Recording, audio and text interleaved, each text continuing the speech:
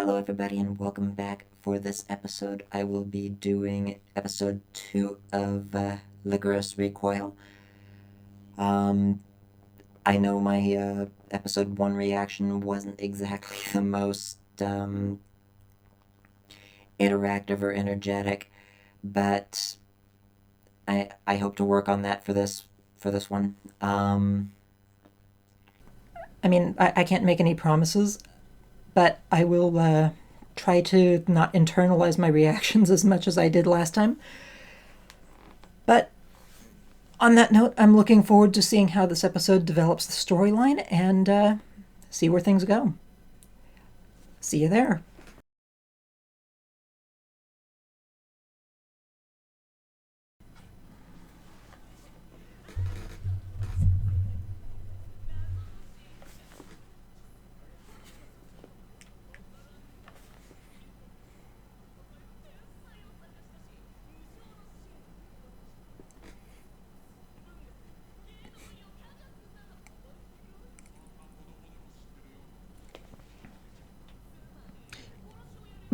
Okay.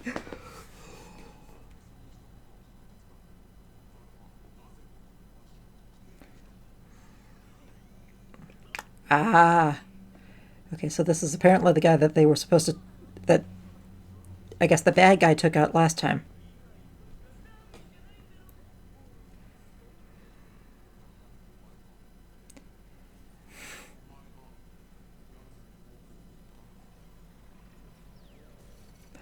Uh oh.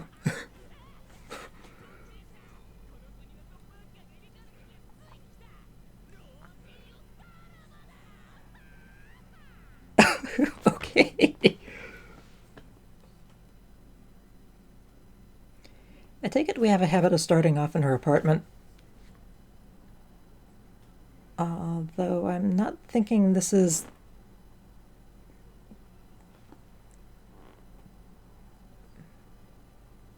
Okay, I guess it is her apartment.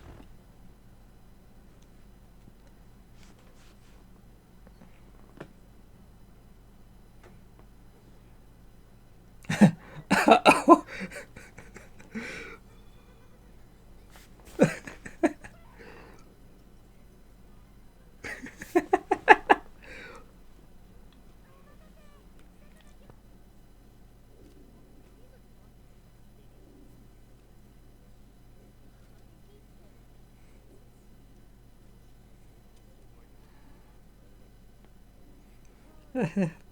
Well, that's a fair incentive.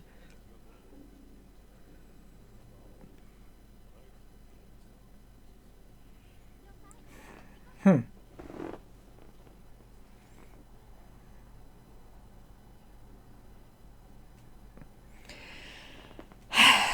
Maybe she shouldn't have been late.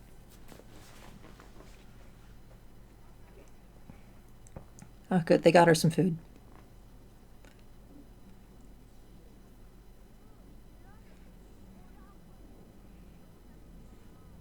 Hmm.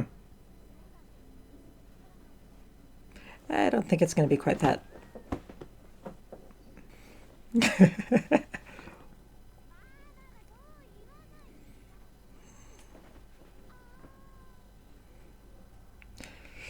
Nothing like force feeding your colleague.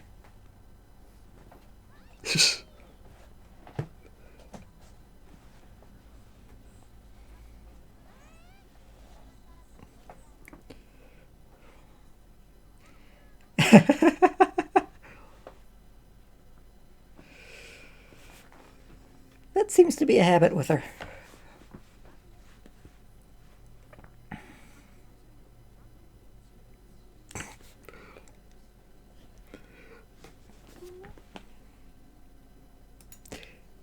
Okay. I'm having a little bit of a moment thinking about the movie Red. Wait, didn't they say this guy was dead? Oh, yes, Marvin has died many times. Like, really? Okay. Anyway, moment's over. Moving on.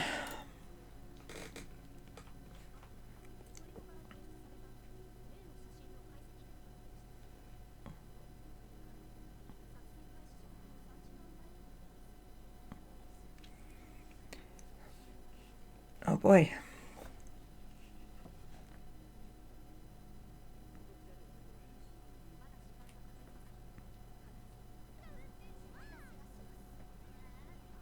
Wait.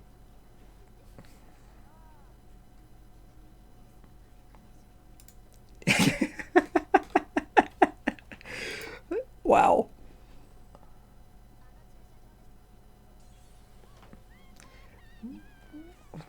Wow, that is a fancy car.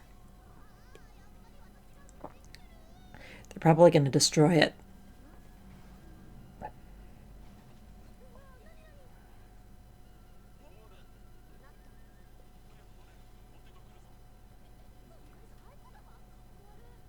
Wow.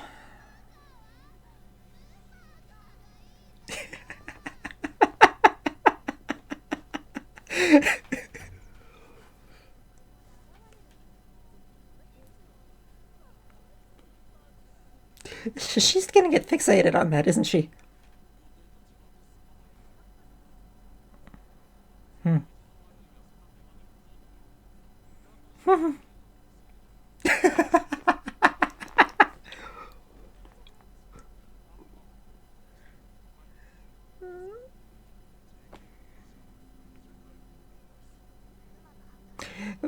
Okay, he's got a point. Yeah, I could have made that call.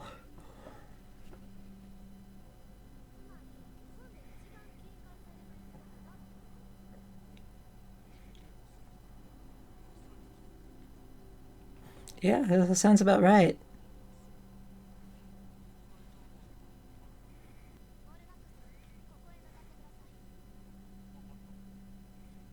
Did he even look?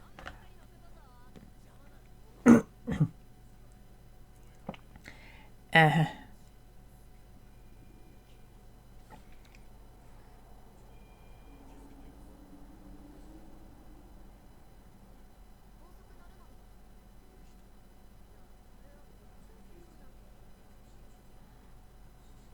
uh-oh.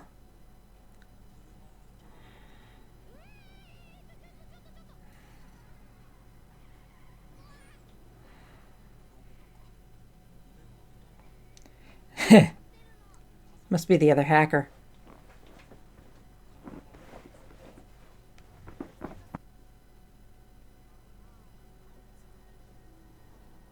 Hmm.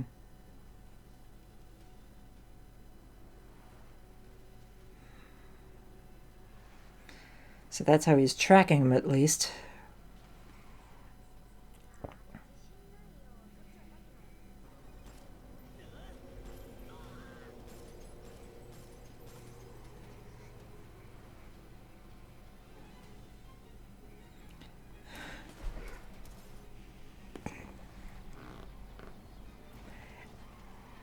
Nice shot, I guess.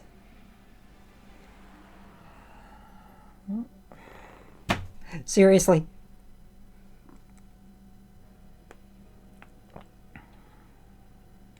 I hate little episode break cliffhangers.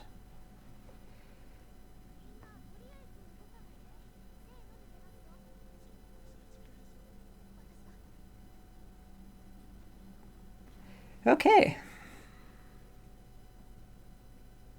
Uh-oh.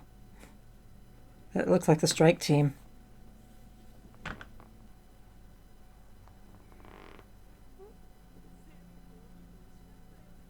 Mm.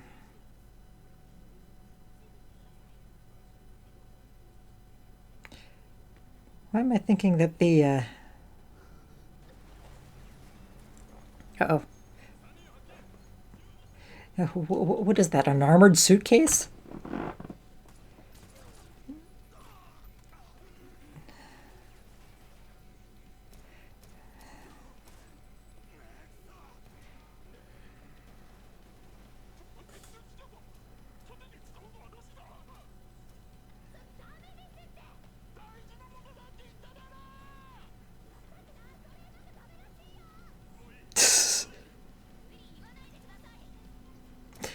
Yeah, if she's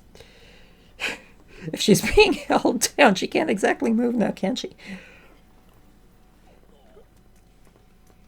Nice. Ouch. That had to hurt.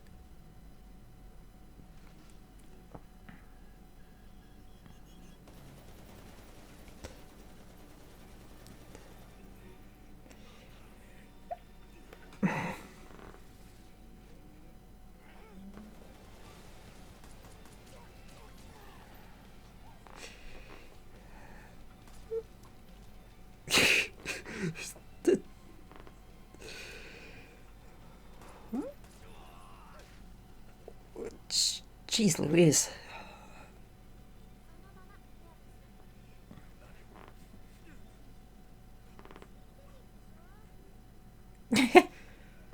She's actually going to treat this guy. Okay.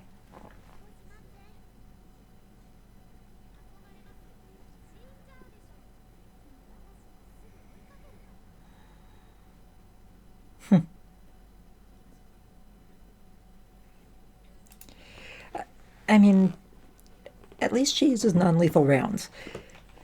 So that means that she does value the lives of the people she's fighting to a certain degree. But at the same time, their situation is kind of time critical to a point, isn't it?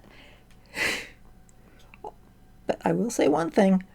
When it comes to actually being in the combat zone, she's pretty damn cold. She certainly has Takina beaten when it comes to just sheer gun skills, at least at close range.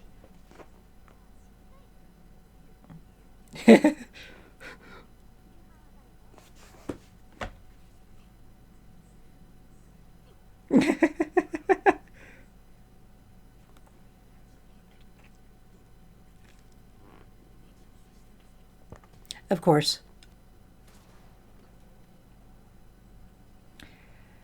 Uh huh.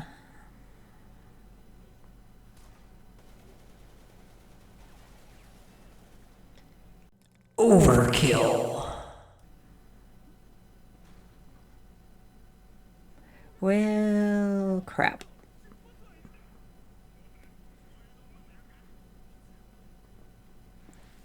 Yeah, you've already taken the target.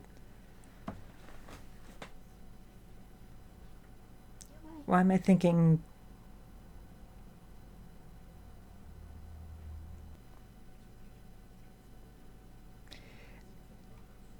I've got a feeling we're going to hate this guy more and more as time goes on.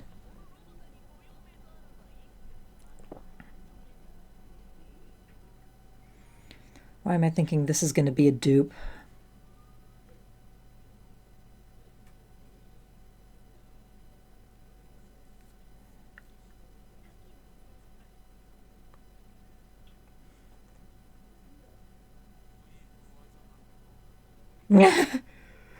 Yep, called it. Oh, dear God.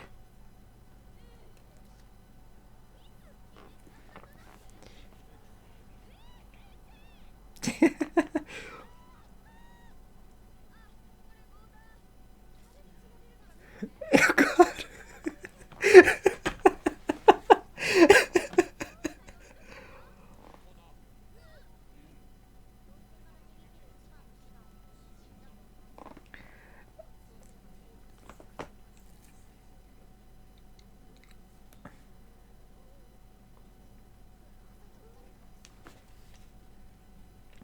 Wow. Oh, okay, wow.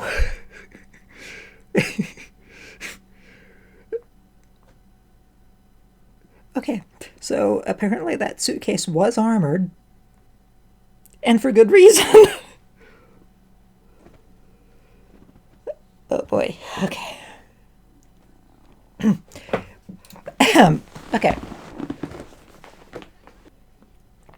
And apparently the hacker's a lolly.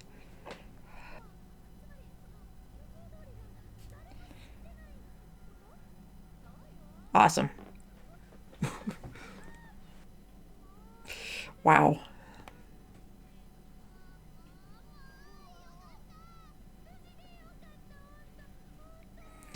I guess they really kind of had all angles covered, didn't they?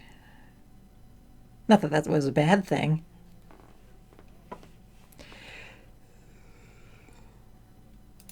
Yeah, I was thinking about that, but by the same token, I think having them in the dark was also a good thing. Because if they had let the target go too easily or too freely, then it wouldn't have been as good of a lure, I think. Yeah. Didn't I just say that pretty much? Oh dear God.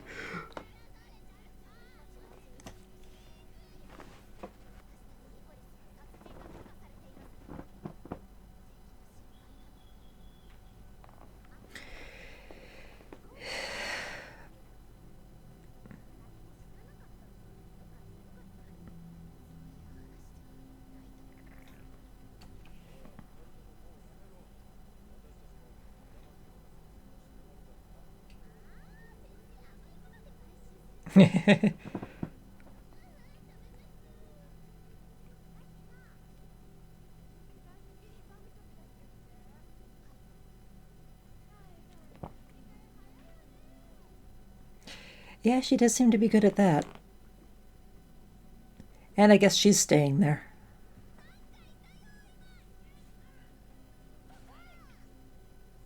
Turned it into her new operational hub. Uh oh.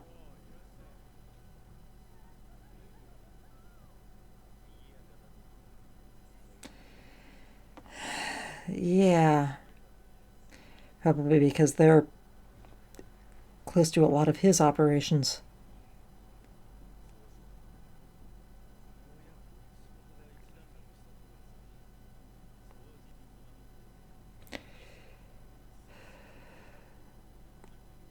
Uh oh. Yeah, of course he'd say that.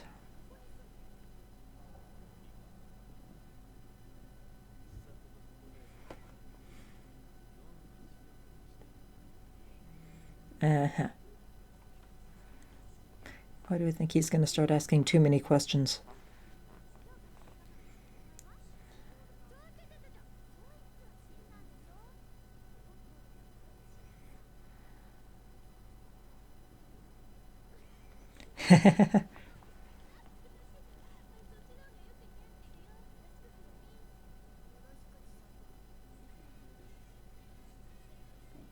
Uh oh.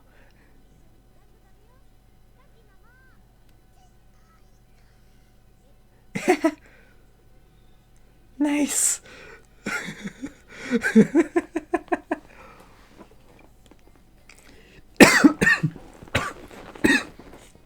she, she shouldn't have tried to take Chisato by surprise.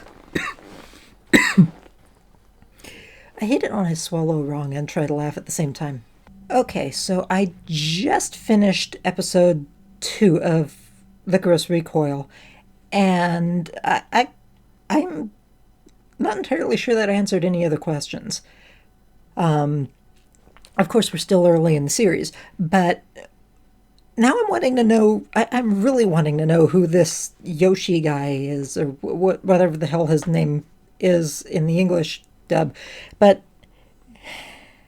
it definitely seems like his ops have a lot to do with the ops that Takina and Chisato are going to be involved with. So there's something of a duality there.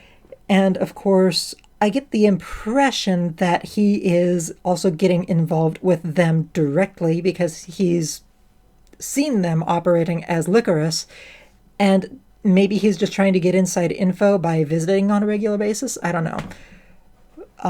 I hope they don't give him anything really, but I mean, if they feel like they can trust him or something, although it doesn't seem like they're too willing to give him information. Although there does seem to be something of a long time relationship between him and the shop owner, the manager, whatever role it is that he actually fills. So there is that to be said. And Chisato, I mean, geez, it's like a switch with her. She's either intense and in everything, or she is like this complete and total airhead who is literally the entire comedy relief of the show also. Whereas Takina is pretty much consistently and constantly the serious one. But I'll tell you what, when she turns on, damn, if those bullets were live, she'd already have outscored Takina as far as a kill count. I mean, geez, she's taken on, what, 4 guys in close combat now already, and Takina's really only grazed or dealt non-lethal wounds with live rounds. I mean, hell, I don't care if those guys were wearing vests or not. At least from a firearms control standpoint, at least Chisato's actually holding her own. Though I do kind of have to wonder about Chisato's reflexes a little bit because, geez, she's got like Matrix grade reflexes. I have very little else to say to that. It's either that or she's more like Kirito from Sword Art when he moves on to Gun Gale. Maybe he's just reading his opponent. Maybe she's just reading her opponent's aim and dodging accordingly. I mean, I suppose that's always possible. But damn, she's quick at it. Either way. This hacker, of course, that they just rescued, seems like she's going to be regular for a while. And, okay, I kind of saw that the dupe was coming, the switch. Although I'll admit I did not exactly expect her to be hiding in the suitcase. But it explains why that suitcase was so darn durable. Dear Lord. I mean, at least they weren't using armor-piercing rounds by all appearances, but damn. Armor-piercing rounds would have ruined everybody's day, so that case definitely had to be armored to some degree to be that durable. And, I mean, talking about, I will say, Takina having to use the case for cover, and then Chisato yelling at her to not use the case as cover. When she's pinned down like that, she really doesn't have much of a choice, and the case was holding up, for crying out loud. If it's there and it's holding up and you don't know that it's actually got a person in it, use it, for crying out loud. Ay. So, okay. At any rate, that was fun. Getting to see a little bit more of Chisato in action. I would like to see Takina develop her skills a lot more. And I mean, don't get me wrong, I'm sure we will as the series goes on, but maybe a little bit of a shift in her thinking is not unwarranted, because it does seem like she has issues with that whole we are given the license to kill. Just because you are given the license to kill probably doesn't means you are expected to. Maybe that's one of the reasons why Chisato is considered a problem child, because she refuses to use lethal force in most cases, at least as far as what I'm seeing. But I think I can also see some of Chisato's point when they were talking about the mission wrap-up, and those guys were our enemies today. It makes me wonder if we're going to see them on our girls' side at some point in the future. So it could be today's enemies could be tomorrow's friends sort of thing. So maybe that's why she's caring that much, because if you show care to an enemy, what kind of care does that mean you show to your friends? That's the way I see it, and that's probably the angle Chisato's taking on it. It certainly seems the logical conclusion. So, it'll be interesting to see if Takina actually develops a little bit more on her way of thinking. Maybe Chisato will rub off on her a little bit, at least as far as the non-lethal courses of action.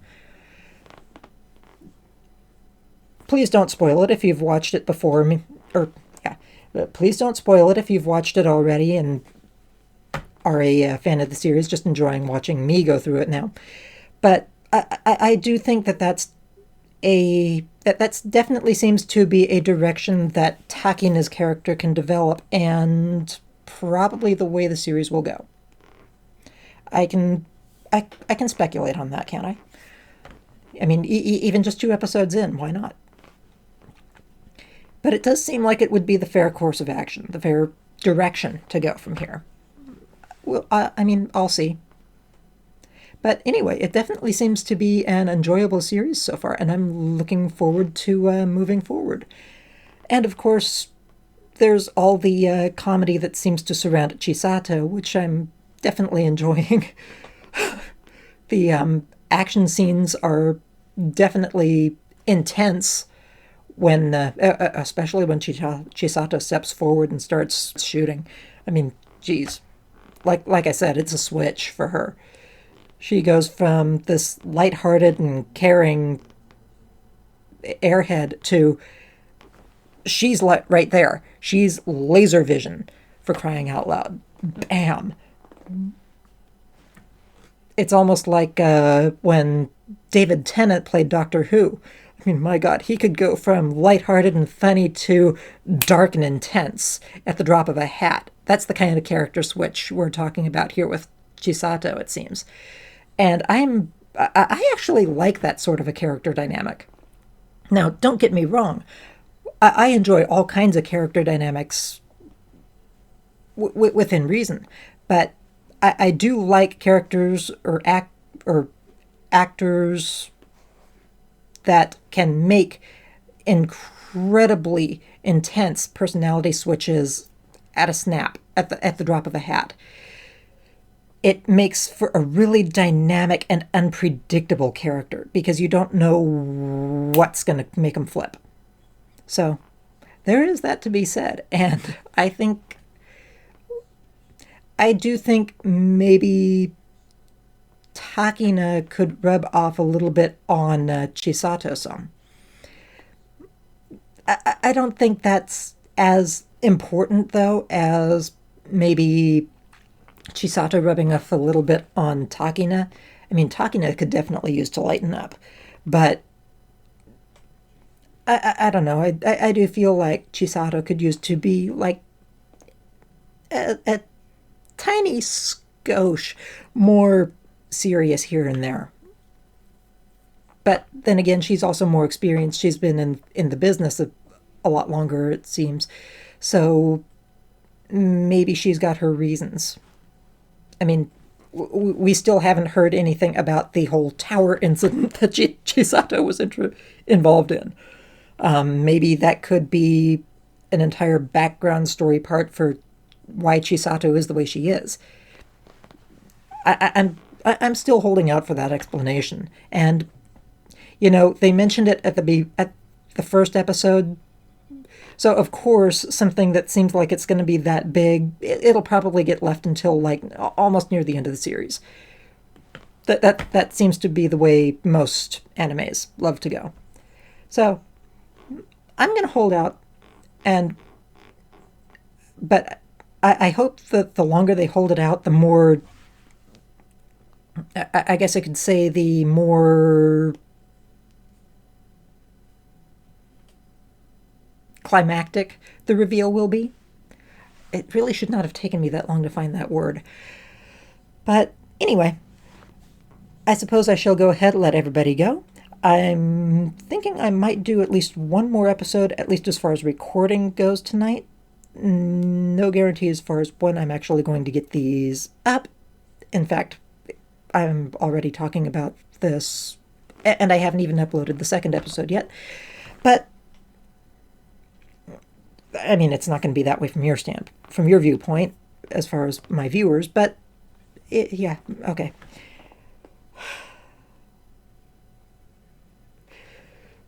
Fourth dimensional thinking there.